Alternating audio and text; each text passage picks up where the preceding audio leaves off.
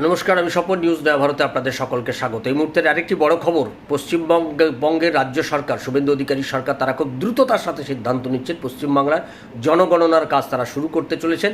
আগামী বছরের জুন মাসের মধ্যেই জনগণনার প্রাথমিক রিপোর্ট দিতে হবে, সেই মোতাবেক তারা কাজ শুরু করছেন এবং সেই কাজ করার ক্ষেত্রে তারা সিদ্ধান্ত নিয়েছেন যে বুথ লেভেল যে অফিসাররা রয়েছেন, যে বিএলও, যারা নির্বাচনের সময় আগে তারা এসআইআর পর্বে দারুণ কাজ করেছেন, সেই বিএলওরাই আপাতত জনগণনার কাজে যুক্ত থাকবেন। কোনো চুক্তিভিত্তিক কর্মীদের দিয়ে তারা এই কাজ করাবেন না।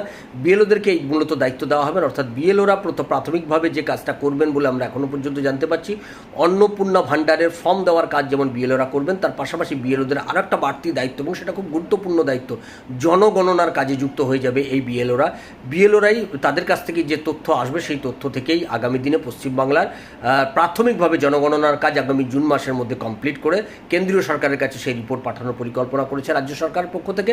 ফলে আমাদের নজর থাকবে যে আগামী জুন মাসের মধ্যে পশ্চিমবঙ্গ সরকার যে টার্গেট তৈরি করেছেন যে তারা পশ্চিমবাংলার জনগণনার কাজ শেষ করবেন এবং সেক্ষেত্রে বিএলওদেরকে তাদের ব্যবহার করবেন, সেই কাজে তারা কতটা সফল হন আমাদের সেদিকে নজর থাকবে। আপনাদের নজর থাকুক নিউজ নয়া ভারতের পর্দায়। আর যারা আমাদের চ্যানেলটা এখনও পর্যন্ত সাবস্ক্রাইব করেননি, তারা আমাদের চ্যানেলটি সাবস্ক্রাইব করুন, শেয়ার করুন, লাইক দিন, কমেন্ট বক্সে কমেন্ট করুন।